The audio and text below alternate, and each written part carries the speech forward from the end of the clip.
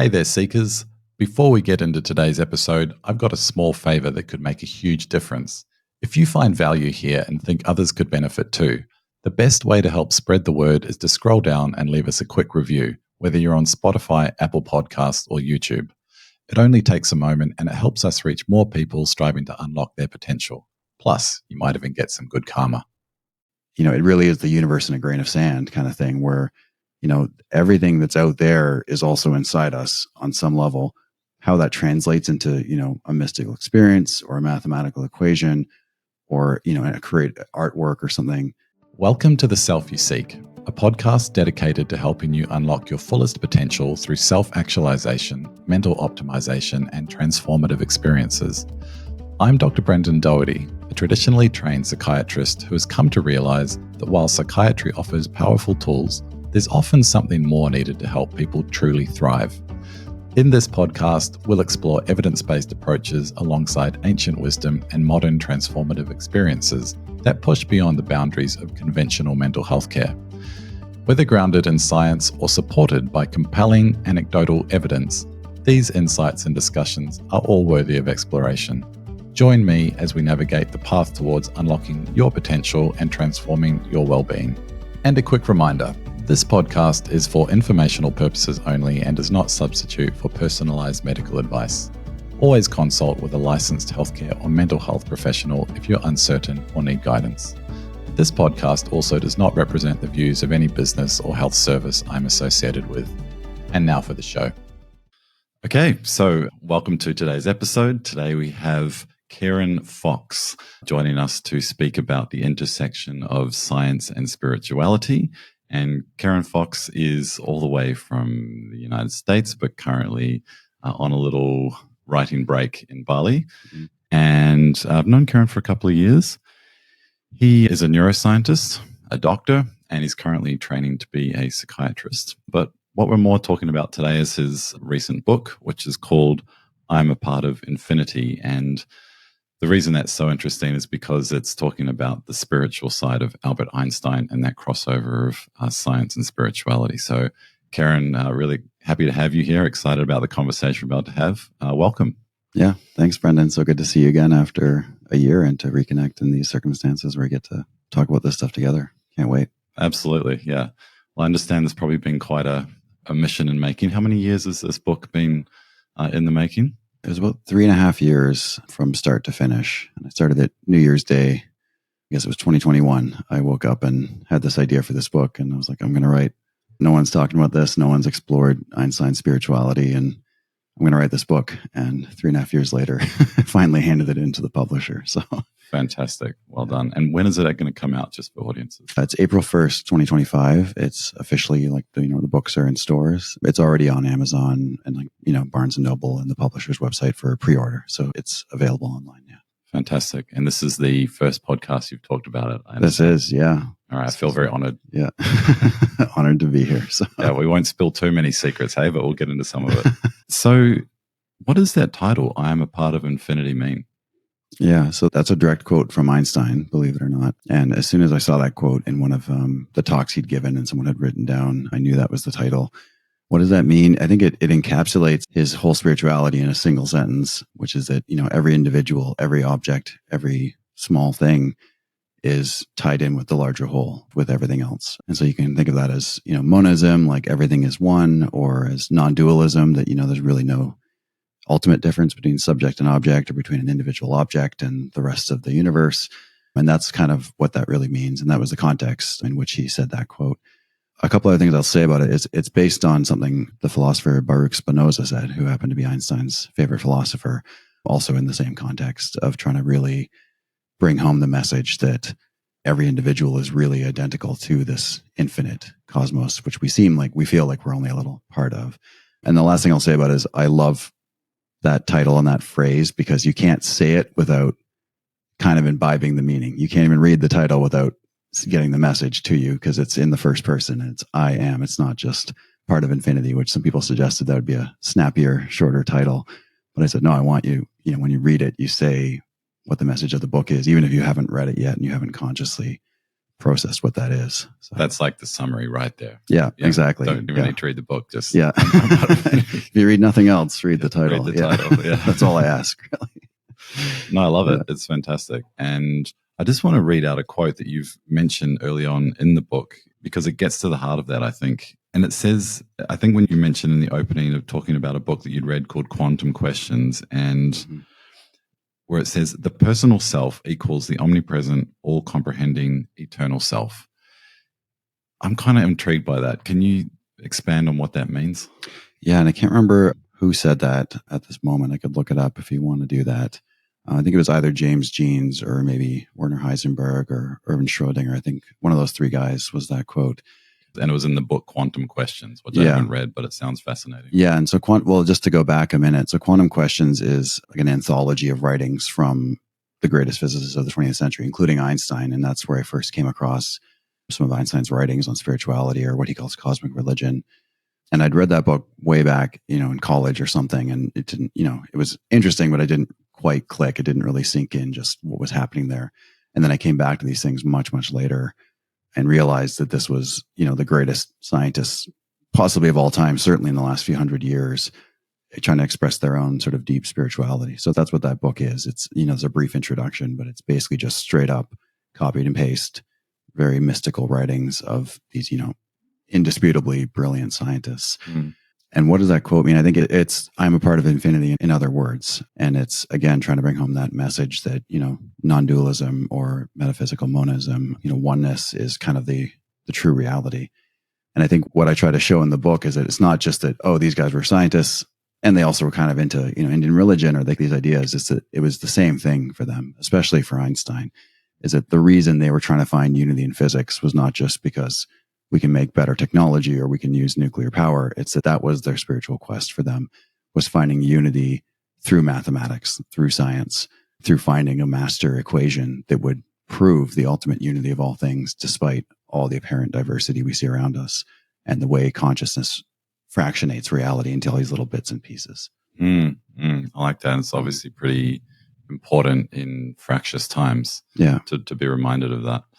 How does one... I'm sure I'm going from A to Z here, but, we can kind of cover some of the other areas, but how does one practice that? Like, if indeed we are all the same, how do we practice that on an everyday level? We wake up in the morning and we're faced with terrible news. We have things to attend to.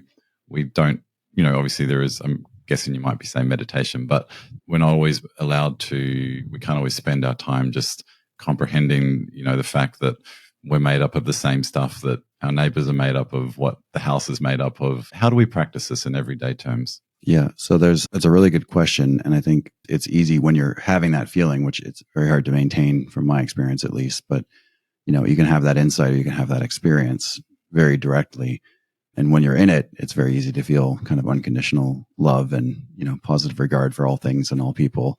But when it fades away, or sort of when regular reality reasserts itself and, things come up, it's a lot harder. But there's a whole chapter in the book about ethics, basically, and how Einstein interpreted the implications of that insight.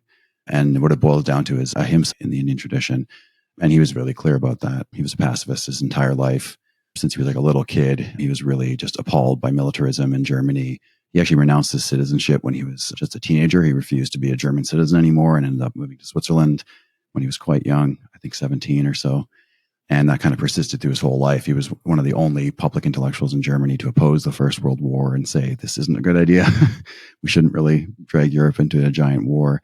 And then obviously he was also one of the first people pointing out just how bad the Nazis were, and left in the in 1930, actually, he was already had left Germany forever. So, almost a decade ahead of when things really went bad. He was pointing out that these are really evil forces at work, and nonviolence, pacifism, these are kind of answers he sought for. It's more complicated. We can get into that if you want, because, then it's well known that he sort of supported the building of the atom bomb, and then that turned into Hiroshima and Nagasaki. I think that is the essence of the sort of ethical implications. And like I said, discuss that in the book in a lot of detail. And what's I think really relevant to this is he pointed to Gandhi as kind of, this is the highest living exemplar of how you should put this into practice. This is a guy who, one man is going up against an empire trying to free an entire country of hundreds of millions of people. And he's not doing it with weapons or with terrorism or with hatred. It's purely coming from a place of compassion. And if you read Gandhi's writings, which again I quote in that chapter from books that we know Einstein owned and read, and he highlighted of Gandhi's approach to all this, it's very clear that this is not a separate issue that, oh, it's nice to be nice to people. It's like, this is the highest spiritual insight I've attained. And this is the ethical implication. And again, that's a really ancient thing in Indian religion, in all branches, pretty much, in Jainism, in the various branches of Hinduism and Buddhism. This is commandment number one, right? It's don't kill things. Don't kill other people. Don't kill animals. Don't eat animals. And if I understand, I know that you practice a lot of this in your own life, right? Trying. Try it, yeah. Apart from the odd. Yeah, haven't killed anybody. Yeah. Don't eat animals anymore. So. Lovely. And when did these ideas start percolating in your brain? Like when did, what's the origin? Being a child adolescent psychiatrist, I always like to ask these questions around, how these ideas developed in people. Was it an experience and their parents took them, or they had a, funny thing that happened in school, or Yeah, I dedicate the book to my mom and dad. And it's the first thing on the opening page of the book is to my dad for giving me all the right books to read when I was growing up. And I think that's definitely where a lot of this came from. Is our house was, everyone's just really into reading and very verbal and talks a lot. And our house was just like a library. I mean, there was books floor to ceiling in pretty much every room. And my dad's collection in particular, he kind of came of age during the 60s, and there was all the kind of the new wave of spirituality and Buddhism coming to the Western world and all this stuff. Consciousness expansion, psychedelics, all these things were in my dad's library. And he's a geophysicist, so, he has scientific training. And I think that's where I got the original interest in all these things. That's really cool. And if I read correctly in your book as well, you then have spent time sort of traversing in both spiritual world and obviously the scientific world. But yeah, can you say more about your early experiences into the spiritual world? Yeah, I think that's a really random beginning as well. As I was in my last year of high school, it must have been the only philosophy class probably in the whole Canadian high school system. We had this amazing philosophy teacher, and I said, great, philosophy, I want to study this. It was my last year of high school. And I assumed we were going to be doing, Plato, Aristotle. But this guy had been in India since the 60s. And every summer holiday as a teacher, he would just go back to India and live with his guru. And so we spent a couple of weeks on Western philosophy. And then he just took us into a lot of nuance for, 17-year-old kids of mostly Indian religions and traditions. And he actually taught us to meditate in class, which is probably would never fly anymore. That's cool. Or maybe it's totally standard now, but one way or the other, it was a very alternative environment there at that high school. And that's the first time I ever meditated. So I think I was 18 at the time with this guy, and I ended up hanging out with him and some of the other people from his community. And I was like hooked from the beginning. So already in college, I was studying neuroscience. I was living in a Zen Buddhist monastery in Montreal while I was in college. And then once I finally finished, it's funny to look back now because I've been in graduate school for the last, 15 years almost. But at the time, I couldn't imagine doing any more schooling, and I just had to leave. Ended up living in Asia for a couple of years, mainly with Tibetan Buddhist monks in Nepal and India, and practicing with them, and just felt a really strong call to get the subjective experience, to really know something at least about what it was for myself. And then came back, just to sort of wrap up that story, came back and ended up doing a PhD in neuroscience, neuroimaging of meditation, and trying to start merging these things together, the spiritual side and the scientific side, and trying to make them fit in a way. So, yeah, I feel like for myself anyway, it's almost like the Holy Grail, because science is great and it proves things through studying groups of people or directly observing them, right? And then saying, okay, we know that this works for X, Y, and Z, but the scientific method sometimes can't explain certain things, or it can't, show certain things that other people or thought leaders or gurus from thousands of years ago or civilizations, they say that this is the case, right? There's certain truths that they know, that they have shared, through their writings or teachings. And in a lot of medicine and science, we sort of disregard that. It's for good reason in some cases, but what I think this century is showing is we're bringing a lot of these things closer to the forefront, and we're showing that science can actually explain some of the phenomenon within the spiritual or ancient world. I'd be interested in your comments on that, but I was also going to bring into a quote from your book as well, where I think this is from Einstein, that in this materialistic age of ours, the serious scientific workers are the only profoundly religious people. And, when you first hear that or read that, part of me is like, some people would say that science and spirituality is just never going to blend. They're different things. Don't even bother. But this would suggest something else. Yeah. I'm interested in your thoughts on that. Yeah, that is a quote from Einstein, and that's the quote that opens the introduction to the book. So I also agree. I really love that quote, and I thought it was really important. I think to start with the first part of what you asked, like how can those things blend together, or do they fit together at all? I think they certainly absolutely do. I mean, I've been spending since 2010, I've been doing research on both. Of how successful that's been is an open question, and I think we have a long way to go. But certainly there's no barrier to trying to understand what's happening in the brain when you're meditating or when you have some kind of samadhi or ecstatic experience. These are all questions that we can certainly try to study. I don't think there's anything about it that makes it impossible in principle, even if it's going to be really difficult.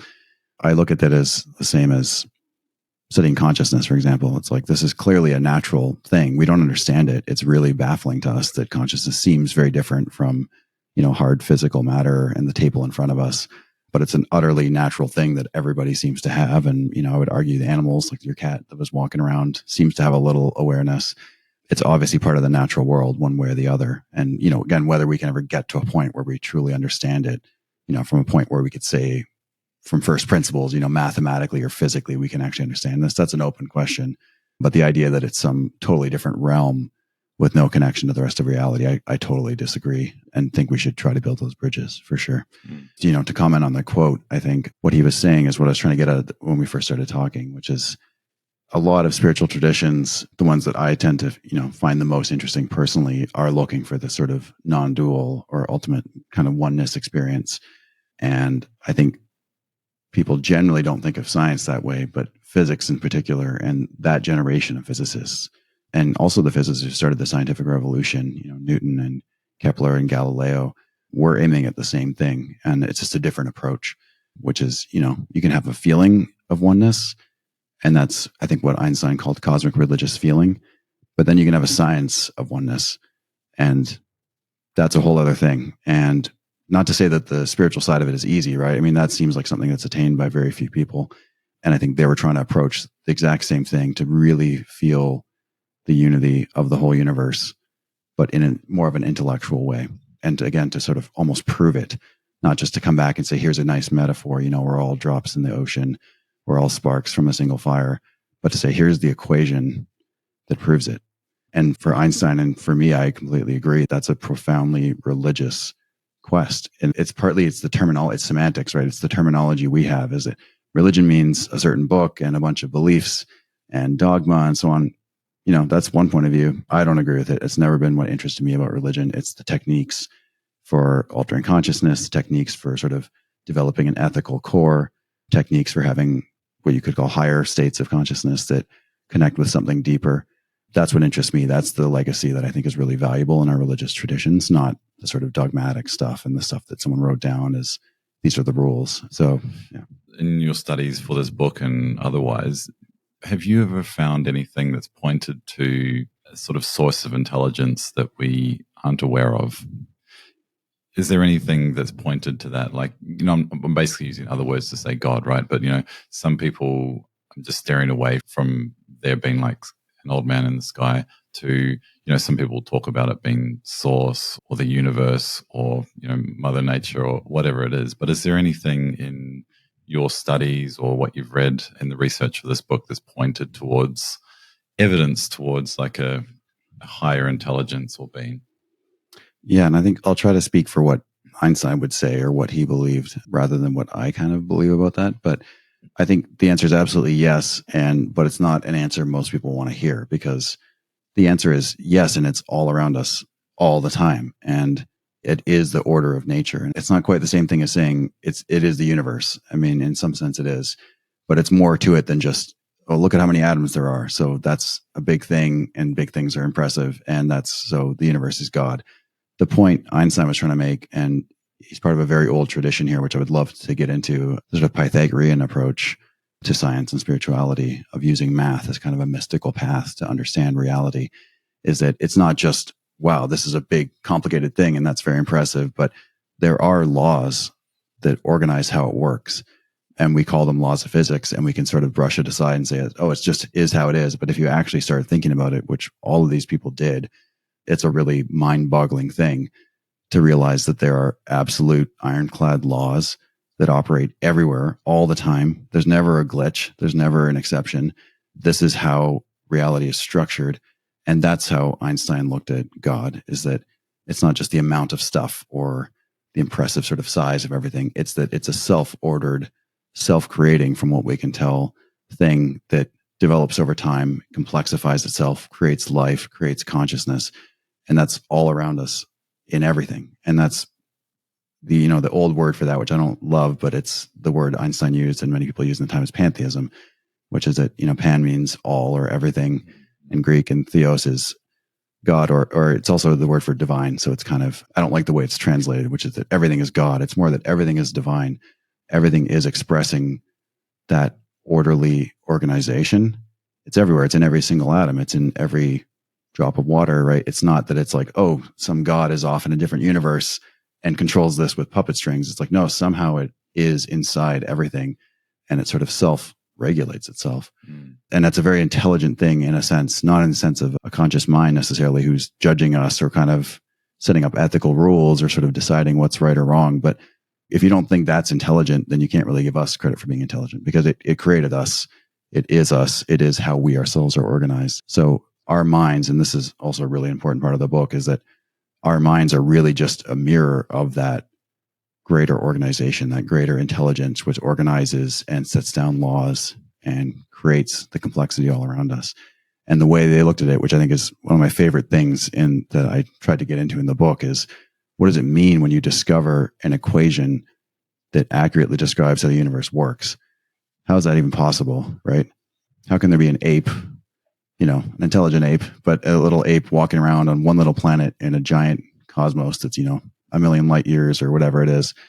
And that little mind can think and look at things and discover rules that apply everywhere. And the way they talked about it, and Einstein in particular, is that your mind is basically, through enough effort and intelligence, reflects those laws and creates like a microcosm of the macrocosm inside your own mind. And so you're quite literally attuned with the divine order, or the higher intelligent order that creates and governs the cosmos. And when you line up perfectly there, then you get real science. You get real equations that are true, and that, hundreds of years of testing, Newton's equations, there's limit cases where they don't quite apply anymore because the energy levels are too high or the speeds are too high. But in and of themselves, the rules are accurate, and they have been for centuries, and they're never going to not be. They've been tested, millions or billions of times in countless situations, and there's no situation in which those are wrong. So that's something where the human mind has really mirrored something eternal. I mean, I think the best way to describe it. It sounds insane, but that actually happens. Mm-hmm. You're saying that there is something special about the human mind, that certain people within our species have been able to discover these ironclad laws that in effect govern our universe, and that by doing that, we're somehow being able to connect to a greater source. Yeah. Yeah. Or it's almost even like saying, not only just connect with, it's realizing your identity with, because if you really think about it, it's hard to imagine that it's like a download that came from somewhere else. Like, no, it's inside you. It governs every atom in your body. It creates the brain tissue, all that stuff in you. It's the same rules are inside you. The same laws are, it's almost impossible to talk about it in a way that makes sense. Yeah. But it's not an idea that came from nowhere. It's not some spirit came and gave you the right idea. It's welling up from within by its own, process of self-organization, and then matching something outside of itself at the same time. So how does that work with, whatever law of thermodynamics, entropy? I love this idea of creating ever more complexity, and I guess you can see it in terms of the human mind over millennia. But aren't we all subject to entropy? Shouldn't we be disintegrating? I guess on a cosmic scale, yeah, that's where they think it's heading. But I think those trends too are kind of on a global scale, it looks like things are disintegrating and spreading apart. But, we haven't been here very long looking at it. And I think I'm not a physicist also. I should probably preface all this with, Sure. I study brain and biology and medicine. But the lesson I've taken away from all the science I've done in medicine and so on too, is that, we love to get big grand narratives to be like, well, now we know this. And, there's going to be a heat death 100%, just play the tape forward. And you're like, yeah, but we don't, you're extrapolating the model from very limited information. There was no such thing as cosmology really, even 100 years ago. The expansion of the universe, the Nobel Prize for that was only in the 90s. It's finally, okay, we've confirmed, we all agree enough that this is finally going to be given a prize. So we're extrapolating a lot from very incomplete information. Could very well be the case. And even if it's true, that doesn't change what's happening on a local level, which is that, yes, okay, on the cosmic scale, things are spreading out, cooling off, complexity will decrease, all useful work will be impossible. It'll just be, pointless heat energy vibrating out there. But in the meantime, for billions of years, there are little nexuses of, like the Earth, for example, where there's unbelievable complexity and novelty developing and, clearly conscious beings, at least briefly. So, yeah. Yeah, I can't remember the guy's name, but one of the smart fellas in Shantaram. You read that book? I've actually not. So many people have told me to read that book, and I've never gotten to it. So I can't remember his name. It's been a while, but he talks about the meaning of life being adding complexity to the world. And I've always kind of identified with that. I think it's a nice one. You just reminded me with the heat death it's one of Woody Allen's movies. I think it's Annie Hall or something, where he's him in therapy as a child and he's all depressed, and the therapist is like, "What's wrong?" He's like, "Well, the universe is expanding, so everything's going to break apart. So there's no point in doing my homework." And it's like, it's a mismatch of scale, right? And it's like, well, that could totally be true. That doesn't solve, how do we treat each other now for the next, our rest of our lives, the next million years on Earth? How are we going to treat each other? And our experiences are still happening here in the meantime. So we have an idea what's going to happen in the future, but we don't know, and we might as well live a decent life in the meantime and see what we can do. Find the next universe. Yeah. Oh, how funny.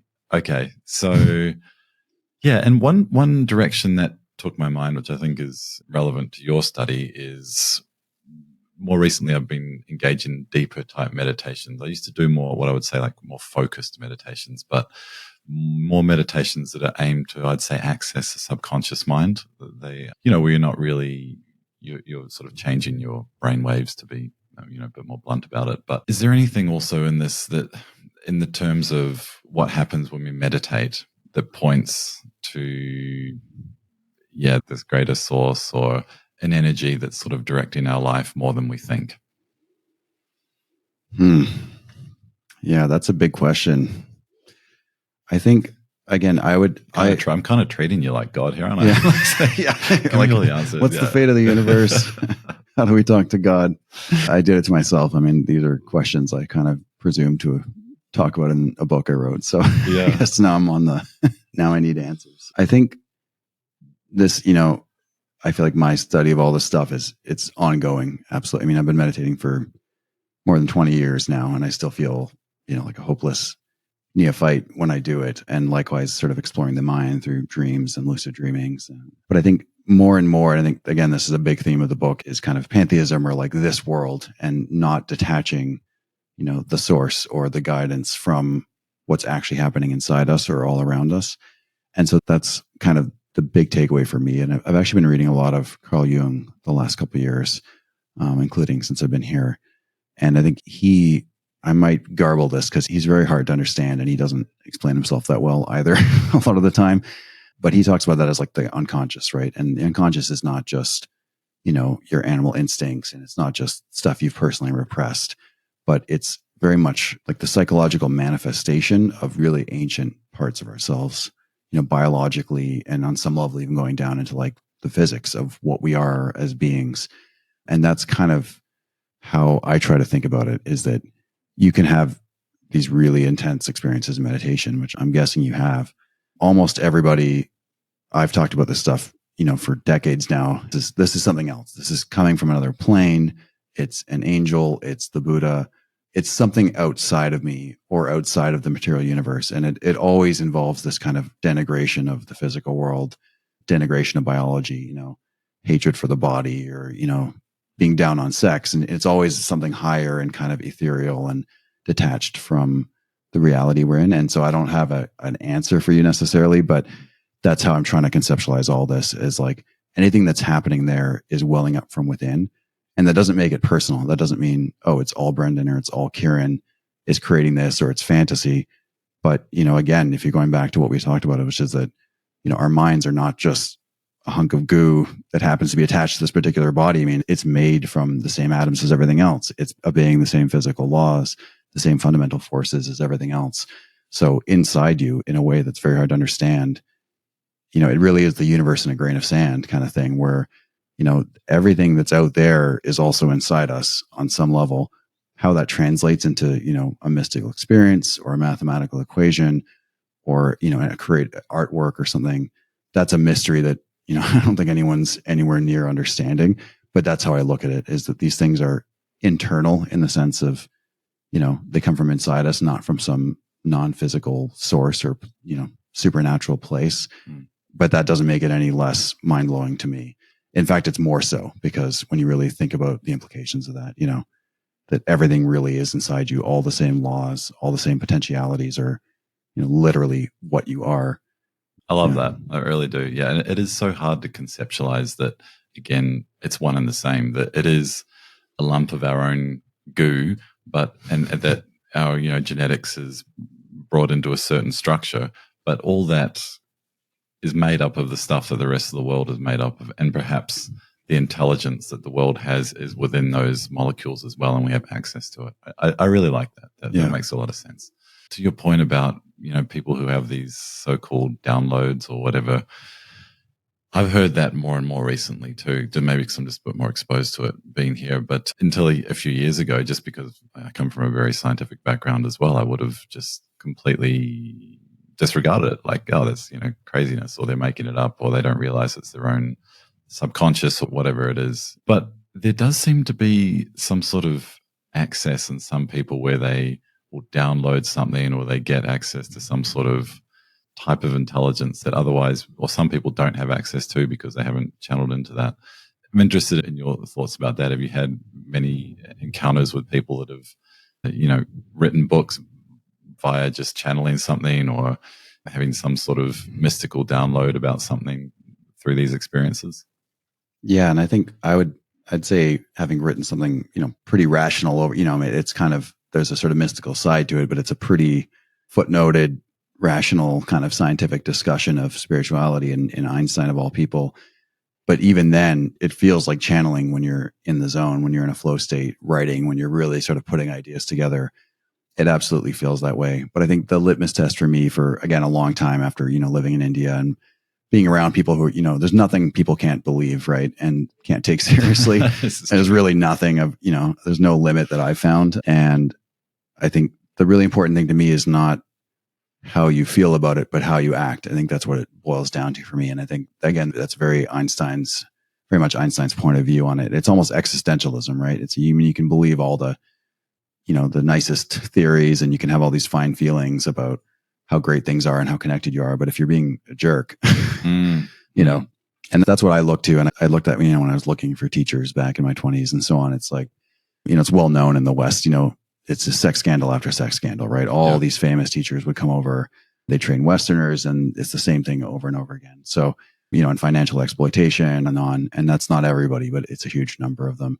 And so that's what I kind of look at as, okay, if you feel some connection, if you had some incredible psychedelic experience or that's amazing. Like, I'm glad. I hope that's transformative. I hope that catalyzes something, but I'm going to look at your actions. That's what that's what matters to everybody else. Who cares how you feel inside per se, right? Yeah. Especially if you're claiming some kind of higher experience or higher wisdom, or that you're enlightened in some sense, you better act it out in the world. Yeah. It's a very high bar. I realize, if I'm applying that to myself as well, it's a high bar, but I think it has to be. So yeah, it does. And we can each move the dial from whichever baseline we come from, based off these. And I completely agree. I was listening to an interview between Gabor Mate and Adi Ashanti, who's a pretty well-known spiritual leader. And I think Gabor asked him about that exact question. People will say they have these incredible enlightened experience. They feel like they've been touched by God. And then, they go home and talk to their mother and feel like they're completely triggered and can't actually enact any of that enlightenment in real day life. So why does it matter? Good on you. You've had a spiritual experience, but really it means nothing unless you do something with it. Mm-hmm. I think the corollary to that, you're talking about kind of the realm of personal behavior, and that's what I was mentioning too. But the corollary to that is there's an anti-scientism I find that comes with this world, which is very uncomfortable for me because I don't feel any conflict personally. And it's kind of, to be fair, it's kind of the same in the scientific world where this stuff is generally dismissed out of hand, as you mentioned. And, it's considered flaky or just stupid or you're just obviously wrong. But I've always kind of felt that if it's true, it should stand the test of truth. It should stand the test of time. It should be able to withstand scrutiny because that's what true things do. I mean, they're unassailable. You can throw anything you want at the law of gravity. You're not going to win because it's true. They're not going to get away from that. And that's kind of how I look at, what spirituality should be evolving towards, is that we should be able to figure out some basic, it wouldn't be truth in the same sense as, physics is true, but nonetheless, you should be able to move towards something that's like generally valid and makes sense. And that's also another test for me is when I find people saying, I had this experience, so therefore, physics doesn't count, because I felt this, or I thought I saw a ghost, or, that's just not good enough for me. You don't get to overturn centuries of, the smartest people in the world working together to build something from first principles. And we've eked out a little bit of information that seems pretty darn true and it holds up really well to a lot of scrutiny. And because you had an experience and, you did a 10-day meditation, you're going to overturn all of accumulated human knowledge. I don't think so. Yeah, well said. It made me think of when we get people in medicine and psychiatry, we give them advice around what to do. But I don't think we focus enough on knowledge of oneself, which is really important. It's your own scientific study of yourself. And that I think is a good contribution from this sort of, I don't know how you describe it, but not like a more holistic approach, listening to your body. But when that's applied to the world, like if you have a feeling that someone is a bad person or this shouldn't be happening in whatever country, then that's a completely different thing. But maybe I'm just touching on a counterpoint of the difference between a scientific study and spiritual study, because I think self-study is really important, but probably not when applied to other people. Focus on yourself. Yeah. Part of what I think you're getting at too is it can be true for me in terms of how you feel, but that doesn't go up against, objective knowledge or scientific knowledge. That's kind of how I feel about this situation or this relationship, or even about the world at large. That can be a true feeling, but that's just it's like a category error, right? Like that's not what science is. That's not what physics or biology is. It's not a bunch of people feel a certain way and that adds up to something. I mean, that's a very unique vantage point, right? That's your experience of living life in this world, but that's not the same thing as science. And I think, I'm not saying it's an easy distinction to make, right? If we're talking about what I mentioned of, are we going to be able to build a kind of a universal spirituality? This is another thing that's, I think, important from Einstein's point of view is this should be something universal. It's just not about race. It's not about nationality. It's not about the caste you were born into. I mean, this is a universal thing, this sort of non-dual mystic experience you can have. This is accessible to everybody because it is inside everybody. And again, it's not the same thing as building a scientific law or something, for example, or a body of, biology. But nonetheless, these things should be able to be experienced by everybody in principle, regardless of any background. Just bringing it back out to what you said earlier about ahimsa and how to actually implement, a sort of what good is this all meaning, right? And if I understand correctly, saying through spiritual experience, let's say through meditation or prayer or being in nature, you can feel at one with everything else, the idea of unity or infinity. And ideally in doing so, then because you feel at one with everything, you're less likely to enact sort of the less desirable parts of our human nature. Mm-hmm. Is that kind of what you're I think that's exactly how I look at it. And I think the real trick is remembering the feeling when you're not in it. And I think, I don't know how far you got through the introduction. I think one of the last things I put in there is, when I was writing all this and, I was in medical school while I wrote this. So, my day to day was totally insane and just suffering and paperwork and Amazing. Not medical school is enough for me. Yeah. Not very in line with the message of the book. But at the same time, all the rest of my time and energy was just, reading pantheism, reading about non-duality. And I could feel that very strongly at certain times, especially when I'd go out for a hike or something and just be thinking about the book and these ideas. And I mentioned in the introduction that sometimes it was so strong, I literally didn't think it would ever end. And it's not exactly that I felt I was enlightened or anything like that. I just felt this feeling isn't going to go away. This has totally permeated my being. I can't look at a flower. I'm just like crying, walking around on these trails by myself. And it's so hard to believe it's ever going to stop because it just feels so clear and, pervasive and so obvious, almost like hyper real. Like this is so clearly more true than how I walk around imagining I'm a separate little self who drove to this trailhead to go hiking and parked my car. It just feels totally different. And yet it does go away. And the trick is, can you maintain that? Do you believe that enough, I guess? Or do you feel it strongly enough to carry that into action, even when you're not feeling that way, even when people are, aggravating you or you're having a bad day? Yeah. Are you still going to treat other beings, other creatures with love and respect and compassion? And maybe this overlaps with your studies of meditation, but is there a part of the brain that lights up when you have this experience of unity or infinity? I'm going to not answer that. I think there are studies of people trying to look at this, but if you've ever been near an MRI scanner, you've probably seen that. I mean, it's like a giant donut kind of tube you go into. It's one of the loudest. I've been in them numerous times. It's one of the loudest things you can experience. And what they've tried to do to study that, I mean, they can't induce kind of ecstasy or samadhi in the scanner. So they get people who've claimed to have had these experiences to try to re-experience them, to remember. That's the kind of studies people have done. And I think that's great. I think I'm totally into that kind of research. It's good stuff. Yeah. But does it tell us anything definitive? No. And I think this is a broader point. It's probably too much in the weeds for us to get into, but what are we really getting from a functional MRI scanner? It's many degrees separated from actual neuronal activity. And in addition to that, the flexibility in how we process that data statistically is so great. So the signal you're getting is, how much, a slight distortion in the magnetic field on hemoglobin, which carries oxygen, which gets to the neurons that are more active. And you're getting that's how indirect it is. And then you're taking from that signal, which is, many steps removed from actual brain activity. Then you have all kinds of freedom to sort of, I want to analyze it this way, or I'm going to cut out this, or I'm going to, denoise it in this manner.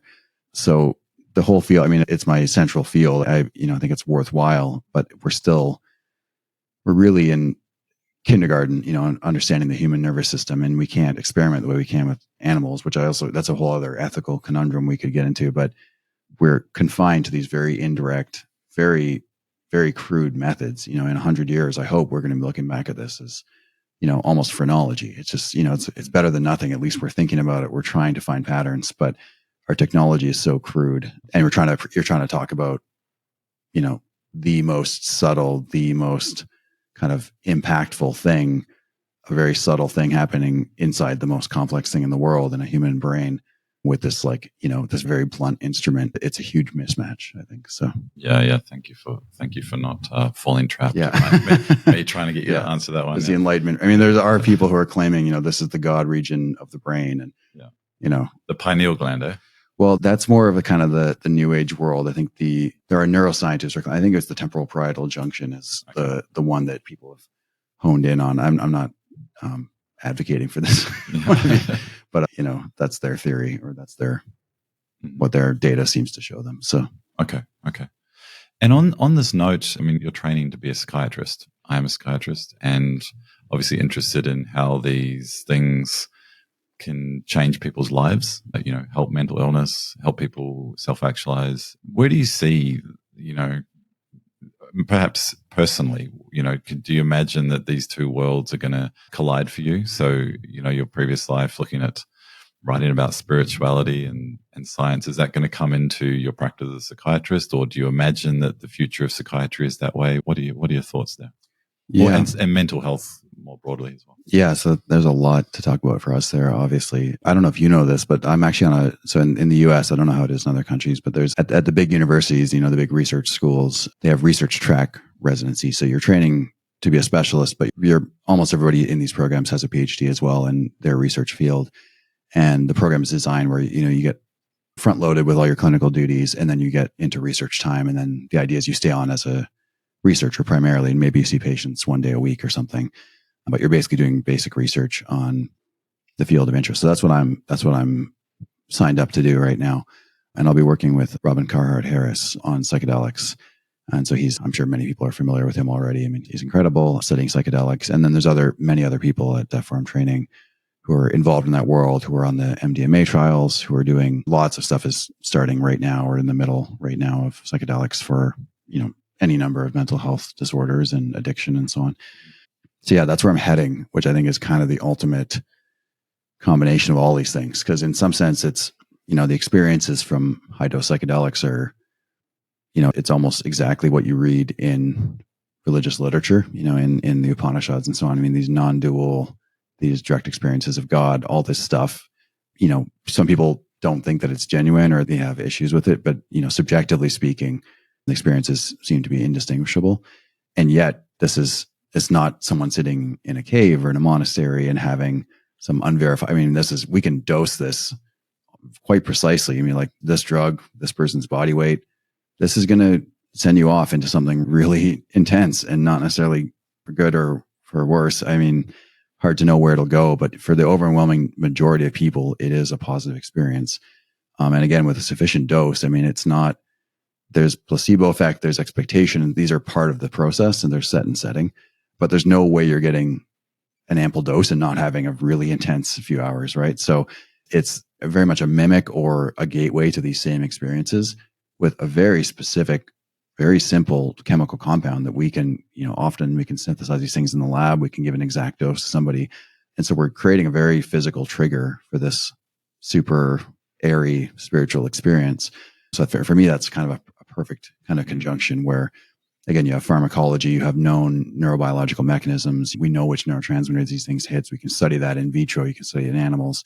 We can get a very good mechanistic understanding of what's going on. And then you're also getting these subjective. So it's kind of perfect. And if you have those subjective reports with neuroimaging, with the known mechanisms, how the substances work, you start getting multiple lines of evidence together where you can start manipulating this. You can have placebos, you can have different dosages, and you can start trying to really, I think Terence McKenna, who I'm sure you're familiar with, I had a quote I loved, I'm paraphrasing, but he said, we're like monkeys pushing buttons on the mind up till now, but once we start taking a real engineering approach and systematically trying to understand how the brain works, how emotions work, how the neurochemistry works, you enter a different era where progress can be made with these things. So that's what I'm signed up to do. We'll be starting in January. Exciting. Yeah. So you're not involved in any trials, right?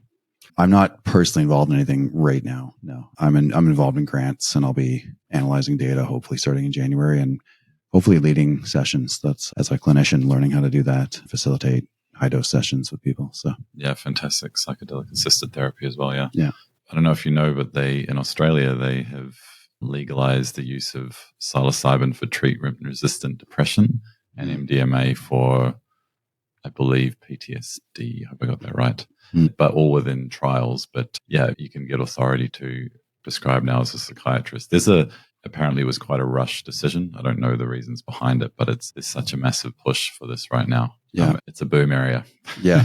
Yeah. I don't know if you know that the FDA just not declined. I can't think of the word right now, but they kind of rejected the application for MDMA for yes, I heard that. PTSD. Yeah. So, it doesn't mean we can't do trials. And we'll, groups like I work with and groups around the world are going to keep doing more experiments and more clinical trials.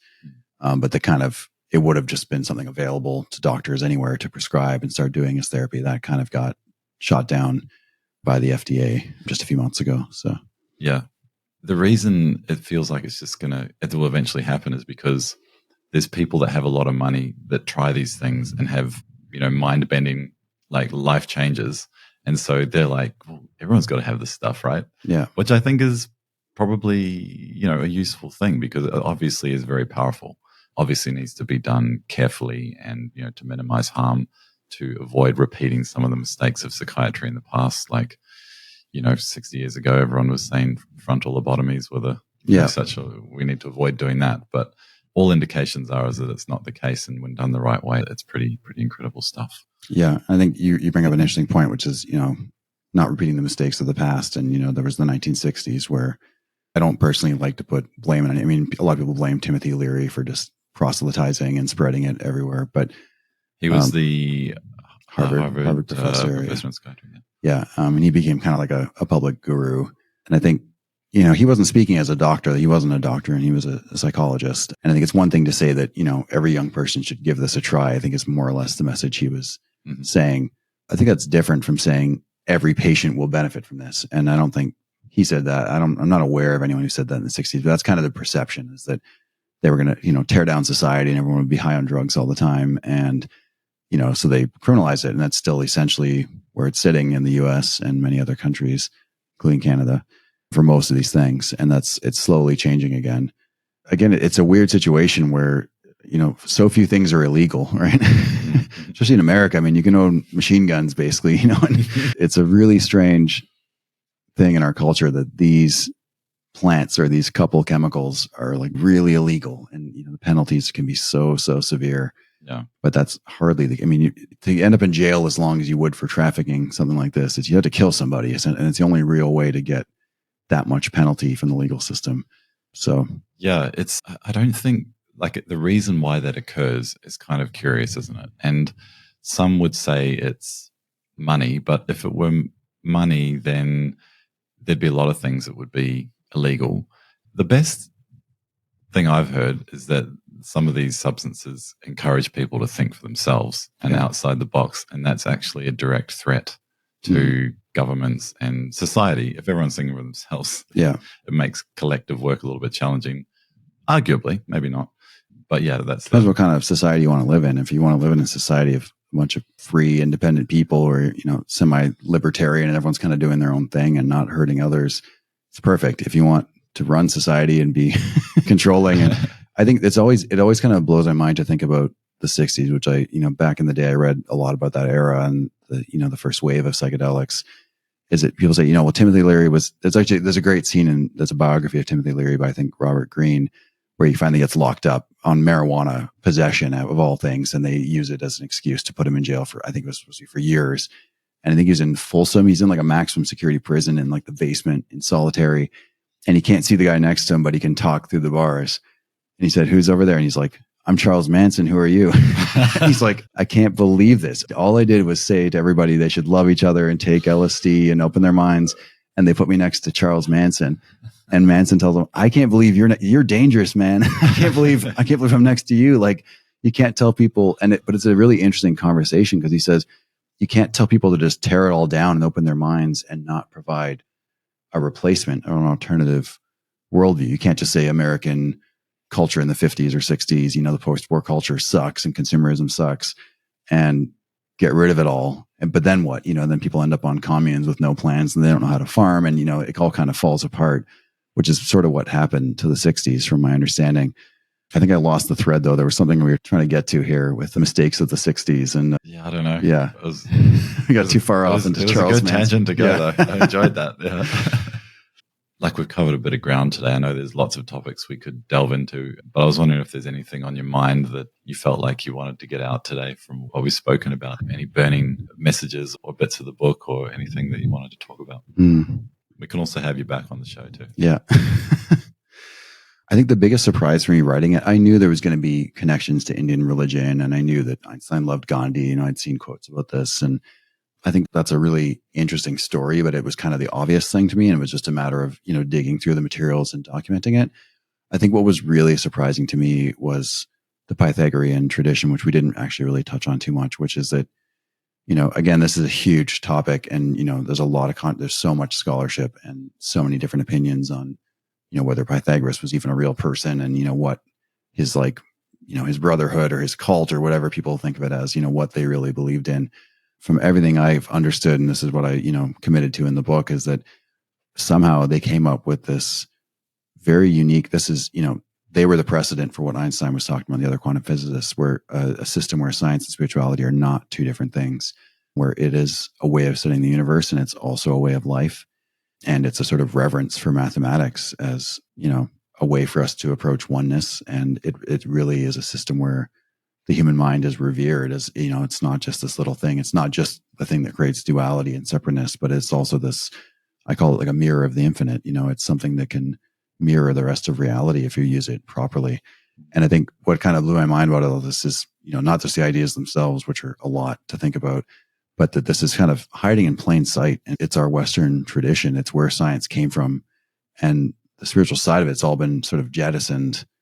And I said in the intro, these are the truths the textbooks don't talk about, is that the people who really revolutionized science were really spiritual. They were looking for oneness. They were trying to understand the mind of God and how, whatever created our cosmos or whatever it is, how it organizes itself, what laws it follows. And that kind of keeps me going on all this, is that, these incredible people have followed this tradition. They've carried on, and they were all well aware of it too. And I point this out in the book, is this is not just me kind of connecting dots.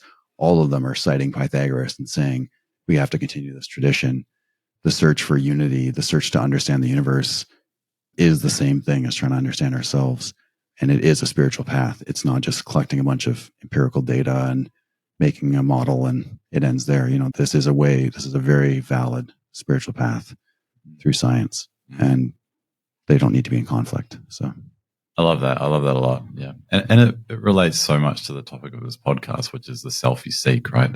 That we go out there and seek all these different things to make our lives better, which is a fine thing to do. But ultimately, most paths lead back to, we've got it already. We just need to realize that, and we need to understand it a bit better and use those tools more effectively. Kieran, thank you so much. It's been a very enriching talk, and I hope maybe we can talk more about it down the track, go down some of those pathways. But it's been brilliant to have you on the show. Thanks again. Yeah. Thanks so much for having me, Brendan. Thank you. It's been great. Thanks for tuning in to The Self You Seek.